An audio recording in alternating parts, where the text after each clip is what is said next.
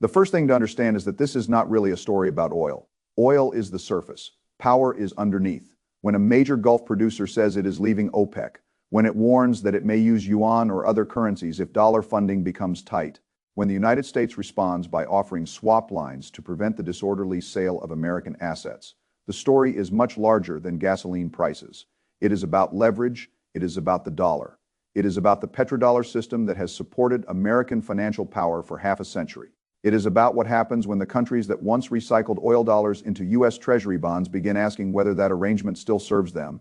And it is about what investors should do when the monetary system begins to negotiate its next phase in real time.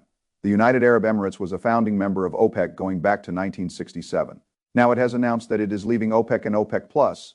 Effective May 1st, the official explanation is that leaving will allow the UAE to meet changing demand more easily. That is the public line. But when you look at the timing, the deeper story becomes hard to ignore.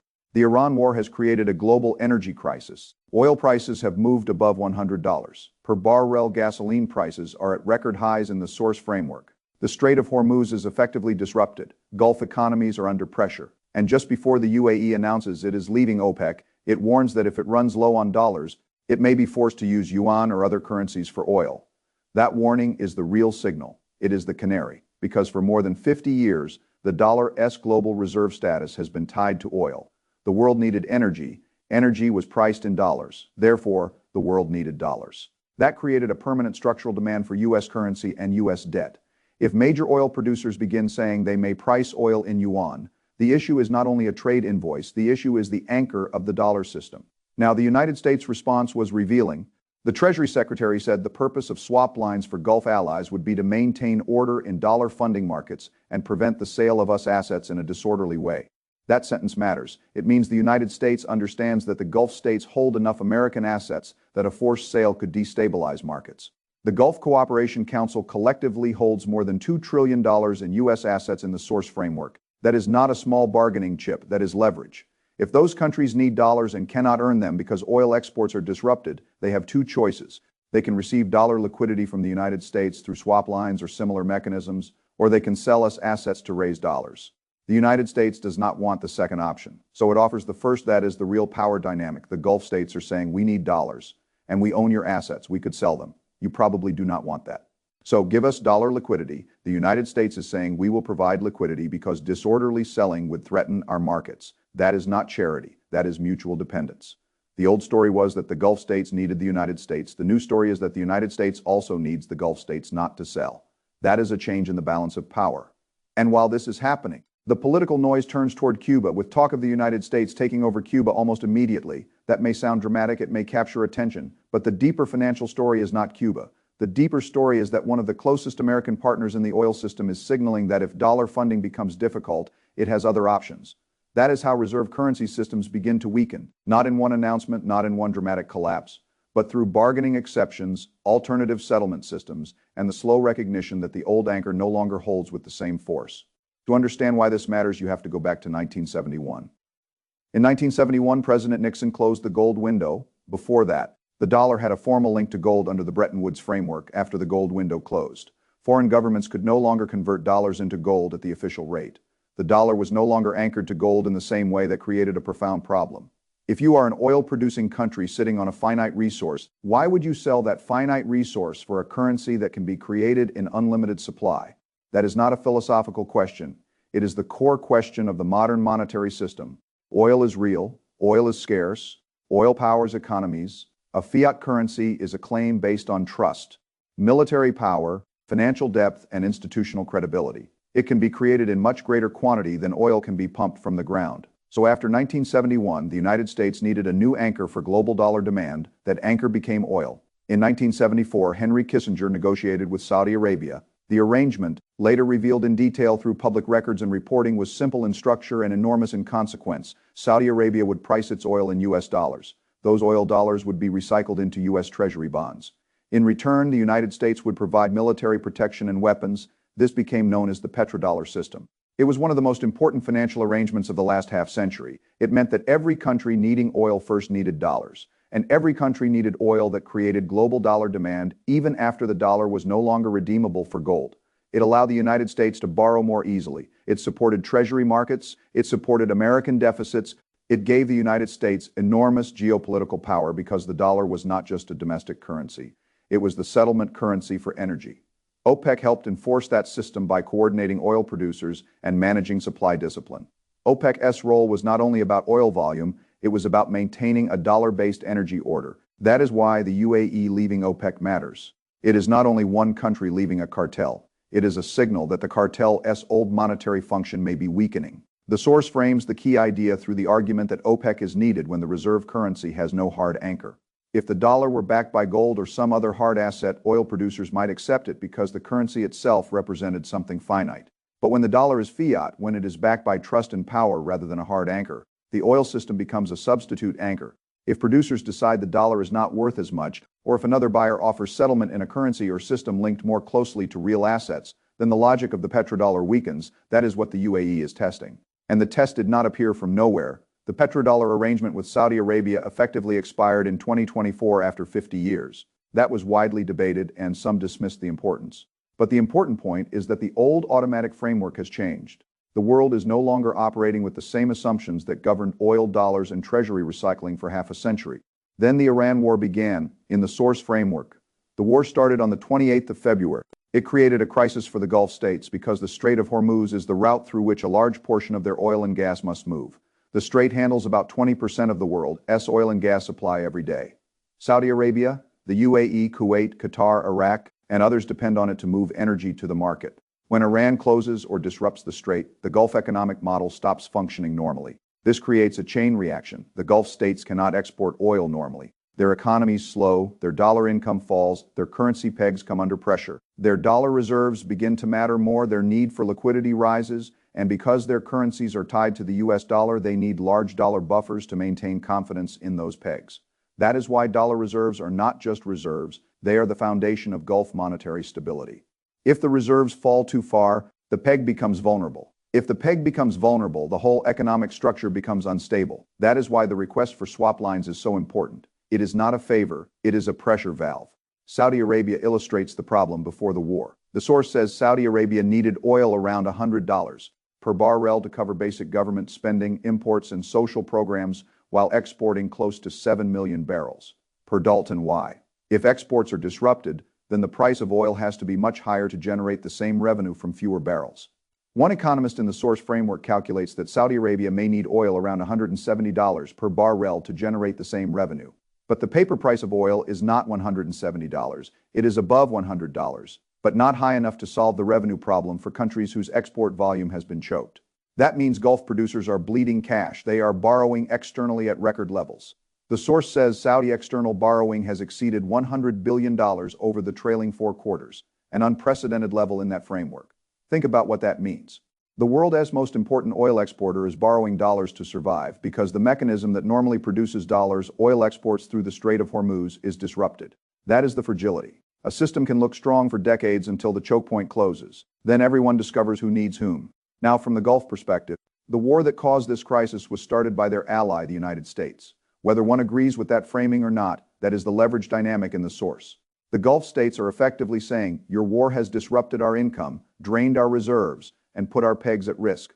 We hold huge amounts of your assets. We can sell them if we need dollars, or you can give us swap lines. That is a rational negotiation. It is not sentimental. Countries act according to interests. And when the UAE strengthens ties with China immediately before the swap line discussion, the message becomes even clearer. The timeline matters. On the 14th of April, the UAE Crown Prince meets personally with Xi Jinping in China. On the 15th of April, the UAE and China signed 24 separate trade and investment deals designed to push trade above $100 billion. On the 19th of April, the Wall Street Journal publishes the yuan threat. On the 22nd of April, the Treasury Secretary endorses swap lines before the Senate. On the 28th of April, the UAE announces it is leaving OPEC. That sequence is not random. The UAE locked in the China relationship first. Then it came to Washington with leverage. The message was, we have alternatives. What are you willing to offer? That is how smaller states negotiate with a superpower when the global system is shifting. They do not need to defeat the United States. They need to create optionality. China provides that optionality. This is why the source says China is winning. Not because China wins every battle, not because China has no problems, not because the yuan has replaced the dollar globally, but because China spent decades building real world leverage while the United States relied heavily on financial leverage. China bought copper mines, China built ports, China invested in rare earth processing, China built manufacturing capacity, China developed payment alternatives alongside SWIFT, China built yuan clearing banks in London, Dubai, Singapore, Hong Kong, and Switzerland. China bought oil from Iran in yuan. China signed commodity pricing arrangements with major firms and state-linked buyers. China waited. The United States had financial dominance. China built physical dependencies. Now those dependencies matter. The rare earth example is critical. The United States military depends on rare earth minerals, tungsten, and other inputs for missile interceptors, fighter jets, precision, guided weapons, and military systems. China controls a large share of rare earth mining and an even larger share of processing. The source says China controls around 60% of global rare earth mining and an even bigger share of processing. If the United States needs Chinese materials to build weapons that could be used against China or China's allies, China has leverage. This is the uncomfortable reality. You cannot fight a war with paper assets. You can finance a war with paper assets. You can borrow, you can print, you can issue treasury bonds. But missiles require metal, processing, factories, energy, supply chains, and time. If the United States fires precision munitions faster than it can replace them, and if replacement depends on Chinese materials, then financial power hits a physical constraint. That is the deeper story for 50 years. The United States behaved as if printing dollars and recycling them through financial markets could substitute for making things. But when the world moves into supply chain conflict, energy conflict, and war production, physical capacity matters. Again, China made things the United States financialized. Now the gap is becoming strategic. This does not mean the United States is weak in every way. It remains extremely powerful financially, militarily, technologically, and institutionally. But power is not one-dimensional. A country can be financially dominant and still dependent on physical supply chains controlled by others. That is the new vulnerability. The dollar system is weakening not because the dollar instantly disappears, but because trust and physical leverage are changing. In 2001, the US dollar represented around 72% of global foreign exchange reserves in the source framework. Today, the share is in the 50s. The dollar remains the largest reserve currency. It is still dominant. But it is no longer the near monopoly it once was. What is replacing it? Not one currency gold, alternative currencies, bilateral trade settlement, yuan systems, commodity, linked arrangements, regional payment systems. Central banks have been buying gold at the fastest pace in 50 years in the source framework. Gold now represents a larger share of reserves on an adjusted basis than treasury bonds, according to the source framing. That is a major signal. Central banks are conservative institutions. They do not buy gold because of internet hype. They buy gold because it is no one else's liability. It cannot be frozen by a foreign government in the same way a bank account or treasury security can be. It does not depend on the promise of a political rival. The world watched the United States freeze Russian foreign exchange reserves in 2022. The amount in the source is described as around $300 billion in assets. Every central bank understood the implication. If it can happen to Russia, it can happen to us. Whether one believes the action was justified is a separate question. The structural consequence is that dollar reserves became less neutral. They became instruments that could be weaponized. Once reserve assets become weaponized, reserve managers diversify. That is why gold demand rises. That is why yuan settlement becomes more interesting. That is why countries build alternatives. That is why the dollar share declines. Trust is the real reserve asset. When trust declines, the system changes. Now, the United States still has enormous advantages. Treasury markets are deep and liquid. The dollar is used widely. American markets are large, rule of law, despite pressures, remain stronger than in many alternatives. The yuan is not fully open or trusted globally. China has capital controls and its own political risks. Gold has no yield. Alternative systems are fragmented. So the dollar does not vanish overnight. Reserve currency systems do not usually collapse in one day. They erode. The first stage is diversification. The second stage is optionality. The third stage is parallel systems. The fourth stage is declining coercive power. The fifth stage is a new equilibrium. We are somewhere in that process. That is why the phrase, the end of the petrodollar, should not be understood as one dramatic event.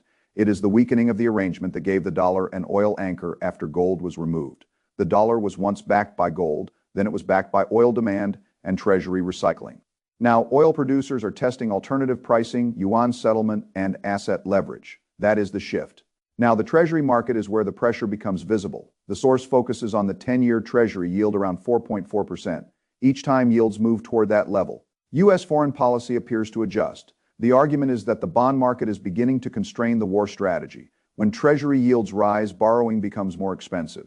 The U.S. government already has large deficits and large debt. Higher yields increase interest costs. If yields rise too quickly, treasury markets can become dysfunctional. A dysfunctional treasury market is a major risk to the U.S. economy and global financial system. So when the 10-year yield approaches a stress level, policymakers may be forced to calm markets. That is the source S point.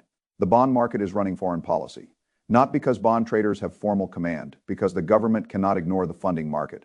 If the United States pushes the war too hard, energy risk rises. If energy risk rises, inflation risk rises. If inflation risk rises, bond investors demand higher yields. If yields rise too much, the treasury market becomes unstable. If treasury markets become unstable, the U.S. economy and government financing are threatened. That chain limits policy. This is how financial markets discipline governments. And it shows why the war is economic as much as military. Iran understands this. China understands this. Gulf states understand this. Russia understands this. The goal is not necessarily to defeat the United States militarily. The goal is to stress the financial system that supports American power. The Strait of Hormuz becomes a weapon because it links oil, inflation, bonds, the dollar, and treasury funding. That is the real battlefield. Now, the United States can use swap lines to buy time. Giving dollar liquidity to Gulf allies helps prevent forced selling of its assets. It stabilizes dollar funding markets in the short term. It protects treasuries and stocks from disorderly liquidation. But if Hormuz remains effectively closed, that liquidity may create a larger problem because more dollars in the system can stabilize financial markets while the physical supply of oil and fertilizer remains constrained. That can turbocharge commodity inflation. And commodity inflation is exactly what makes bond investors revolt because they do not want to hold long-term bonds if inflation is eroding the real value of those bonds. So the Treasury Secretary is trading short-term stability for the risk of a bigger inflation problem later. This is the dilemma: provide liquidity and risk inflation, withhold liquidity and risk asset liquidation. There is no easy solution when the real problem is physical supply. You can create dollars, you cannot create safe passage through Hormuz with a keystroke, you cannot create fertilizer, oil missiles, rare earth processing, or ships with a swap line. This is why financial tools eventually run into physical constraints. Now, the source argues that the endgame has two bad paths. In one path, Iran collapses. Iranian oil goes offline for a long time, oil spikes. A global recession follows. Bond markets are already fragile and cannot handle it well. In the other path, the global supply chain breaks before Iran does. Inflation spikes globally. That also triggers recession into fragile bond markets. Both paths are bad because both involve energy, supply chains, inflation, and bond stress. The U.S. strategy in the source framework is to extend the ceasefire and blockade Iran into submission, assuming Iran breaks. First, but Iran's allies matter. Russia can support Iran. China can buy Iranian oil. The simple strategy is to keep Hormuz restricted and let inflation pressure build inside the U.S. and allied economies. Higher fuel costs raise food inflation. The fertilizer impact has not fully arrived yet in the source framework. The Strait of Hormuz handles roughly 1/3 of the world's fertilizer trade in the source. Synthetic nitrogen fertilizers help support the food supply for billions more people than the planet could otherwise feed. If fertilizer flows are disrupted for long enough, food inflation can become severe. This is why the war is not only about oil, it is about food. Oil moves goods, fertilizer grows food, energy prices affect everything. If the strait remains constrained for 6 months, the source argues the inflation consequences could be very bad.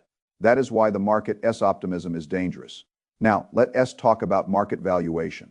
The source uses Luke Gromen's adjusted version of the Warren Buffett metric. The traditional Buffett indicator compares total stock market capitalization to GDP. It is a way of measuring how expensive the stock market is relative to the economy. The adjusted version subtracts federal debt from GDP to reflect the effect of debt and money printing in the modern system. In the source framework, this adjusted metric has gone above 100% of GDP only 3 times in the last 70 years, at the peak of the dot-com bubble in 2000, at the everything bubble peak in 2021, and now the prior 2 times markets fell between 25 and 47% from peak to bottom and took between 2 and 13 years to recover. Both periods were favorable for gold relative to the stock market. That does not guarantee the same outcome. Now, but it tells me the market is priced for perfection at a moment when the global system is full of fragility. That is not a comfortable combination. The stock market is pricing an AI productivity boom and a fast resolution to the Iran war. If both happen, the market may be right. But if either assumption fails, valuation can adjust sharply. This is how markets break. They do not need every assumption to be wrong. They only need the most optimistic assumptions to stop being believable. If Hormuz stays closed, if food inflation rises, if treasury yields become unstable, if Gulf states need more dollar liquidity, if China continues building alternative commodity settlement systems, If the dollar share declines further, then the market may have to reprice. That is why I would be cautious. Not necessarily out of the market, but cautious. Holding more cash than usual can make sense in such an environment. Staying invested can also make sense because markets can remain irrational. Liquidity can support asset prices and timing a crash is hard. Gold can make sense as a monetary hedge. Bitcoin can play a role for some investors as a non-sovereign asset, though it is volatile. Energy exposure may matter if supply shocks continue. Broad diversification matters. The key is not panic. The key is recognizing that the regime may be shifting. A portfolio built for a stable dollar, stable treasury demand, contained inflation, and open energy routes may not behave the same in a world where the petrodollar system is weakening. Now, what does this mean for gold? Gold benefits when trust in fiat reserves declines. It benefits when central banks diversify away from treasuries. It benefits when geopolitical risk rises. It benefits when real rates are pressured by inflation or financial repression. It benefits when the dollar's reserve privilege is questioned. That does not mean gold rises every day. It does not mean gold has no risk. Gold can be volatile. It produces no cash flow. It can underperform for long periods. But in a period where central banks are choosing gold over treasury bonds, the signal is important. Gold is becoming a political asset, not only a financial asset. It is reserve neutrality. That is why gold matters in this story. Now, what about Bitcoin? The source mentions Bitcoin as one of the assets affected. Bitcoin is a different kind of hedge. It is not a central bank reserve asset in the same way gold is. It is much more volatile. It is younger. It has regulatory and technological risks. But it also represents a non-sovereign digital asset outside the traditional banking system. If distrust in fiat systems rises, some investors may look toward Bitcoin. If liquidity rises, Bitcoin can also benefit. But if markets crash and risk assets sell off, Bitcoin can fall sharply too. So Bitcoin may be part of the discussion, but it is not the same as gold. Gold is the old reserve hedge. Bitcoin is the new speculative monetary hedge. They behave differently. Now, what about the dollar? The dollar can weaken structurally while still rallying during crises. That is important. In a global panic, investors may still buy dollars because dollar markets are liquid and debts are dollar denominated. The dollar can remain dominant even as its share of reserves declines over time. So the dollar decline is not a straight line. It is a process. Central banks diversify commodity deals, settle in other currencies. Gold reserves rise, treasury demand becomes more price. Sensitive swap lines are used to stabilize allies. The dollar remains powerful but less uncontested. That is the correct way to think. A reserve system can weaken gradually for years before people recognize the new reality. Now, what about oil? Oil is at the center because it is the physical anchor. If oil exports through Hormuz are disrupted, Gulf states lose dollar income.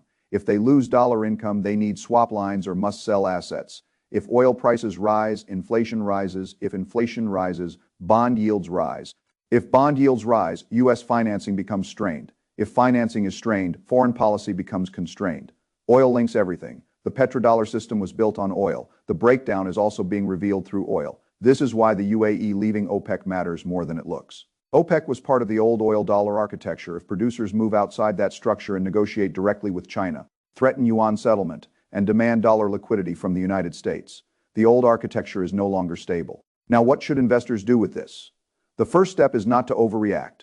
When people hear end of the petrodollar, they may think the dollar collapses tomorrow. That is not how these systems work. The dollar remains powerful. The U.S. remains economically and militarily significant. Treasury markets remain deep. The alternatives have flaws. China is not fully trusted. The yuan is not fully open. Gold cannot replace all transactional functions. So do not build a portfolio on a simplistic collapse story. The second step is not to ignore the shift. If you assume the old system will continue forever unchanged, you may be exposed. The dollar share of reserves is falling. Central banks are buying gold. Commodity settlement in yuan is expanding. Gulf states are building China relationships. The U.S. is using swap lines to prevent asset sales. Treasury yields are constraining policy. Physical supply chains are revealing weaknesses. Those are not small signals. A serious investor should adapt. Adaptation may mean holding more cash for optionality, but not all cash because inflation can erode it. It may mean owning gold as a monetary hedge. It may mean owning some energy exposure if supply shocks persist. It may mean owning high-quality equities but recognizing valuation risk. It may mean avoiding overconcentration in assets that depend on low rates and stable liquidity. It may mean watching treasury yields closely. It may mean understanding that bond market stress can drive policy. It may mean being cautious when the market prices perfection. It may mean having a plan for a 25 to 47% equity drawdown because history shows that when valuation is extreme, drawdowns can be large. That is the framework. Now, I want to explain why this is not only about ideology. Some people will treat this story as pro-America or anti-America, pro-China or anti-China, pro-dollar or anti-dollar. That is not how an investor should think. An investor must study incentives, constraints, and flows. Countries act in their interests. The United States protects dollar dominance. China builds alternative systems. Gulf states seek survival and leverage. Iran uses choke points. Russia supports allies and weakens Western pressure. Central banks diversify reserves. Investors demand higher yields when risk rises. Each actor is following incentives. The outcome is a system that is how Ray Dalio would frame it. Look at the machine, do not get lost in the slogans. Because the dollar lost gold backing in 1971. Effect, the United States needed another anchor for dollar demand. Cause oil was priced in dollars through the petrodollar system effect. Global energy demand created structural demand for dollars and treasuries. Cause the petrodollar agreement expired and trust in treasury reserves weakened after sanctions. Effect, producers and central banks began exploring alternatives. Cause the Iran war disrupted Hormuz and Gulf oil exports. Effect, Gulf dollar reserves came under pressure. Cause Gulf states hold enormous U.S. assets. Effect, they gained leverage over U.S. financial stability. Cause the UAE built stronger ties with China and threatened yuan settlement. Effect, the United States offered dollar liquidity to prevent asset sales. Cause China controls key supply chains and rare earth processing. Effect, U.S. military and industrial capacity face physical constraints. Cause energy and fertilizer flows remain disrupted. Effect, inflation and bond stress can rise. Cause equity markets are priced for perfection. Effect, a failure of assumptions could trigger large drawdowns. That is the machine. Once you see the machine, you do not have to predict every detail. You know where the pressure points are. Oil, dollar funding, treasury yields, gold, commodity settlement, rare earths, Gulf reserves, food inflation, market valuation. Those are the nodes to watch. Now, let us talk about Cuba briefly because it appears at the beginning of the source. The mention of Cuba may look like a separate geopolitical story, but in the source framing, it functions partly as distraction and partly as another example of power projection. The United States may talk about projecting military power in the region. But the real constraint is not only whether an aircraft carrier can move near a coast, the constraint is whether the financial system can absorb stress, whether treasury markets can handle higher yields, whether the military has enough munitions, and whether supply chains can replace what is being used. This is the difference between visible power and underlying capacity. Visible power is ships, speeches, and threats. Underlying capacity is manufacturing, funding, energy, supply chains, and trust. Great powers decline when visible power remains impressive, but underlying capacity erodes. That is the risk. Now, what does it mean that the Gulf countries may sell us assets? It means the U.S. financial system has external holders whose behavior matters, foreign reserve managers, sovereign wealth funds, and central banks own large quantities of U.S. assets. If they sell in size, yields can rise, equity markets can fall, and liquidity can become stressed. The U.S. can offset some of that through domestic buyers, the Federal Reserve, or swap lines. But the cost may be inflation or monetary expansion. This is why reserve currency privilege is both an advantage and a vulnerability. The United States can borrow globally because everyone uses dollars. But if confidence weakens, the scale of foreign holdings becomes a potential source of instability. The same structure that gave power can become leverage against you. That is what is happening with the Gulf states. Now, the source argues that the United States is using dollar swap lines to prevent disorderly asset sales. That is exactly what swap lines and liquidity facilities are for, preventing funding stress from becoming asset liquidation. But using them also confirms that the risk is real. You do not build a bridge unless there is a gap. You do not provide emergency liquidity unless liquidity is needed. The announcement is itself a signal. Now, why would the UAE use yuan? Not because the yuan is universally superior, because China is a major buyer, a major trading partner, and a source of alternative financial infrastructure. If the UAE can settle more trade with China in yuan, it reduces reliance on dollars. It also strengthens bargaining power against Washington. It says we are not trapped. That is the essence of multipolar finance. You do not need to replace the dollar completely. You only need enough alternatives to negotiate.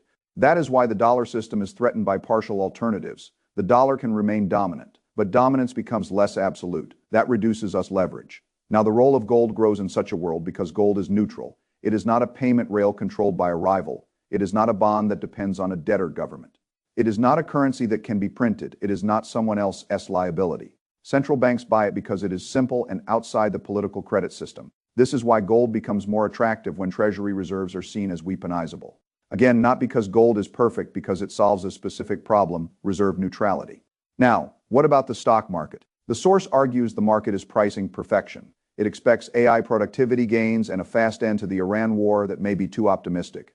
If oil and fertilizer disruptions persist, inflation rises. If inflation rises, bond yields rise. If bond yields rise, equity valuations are pressured.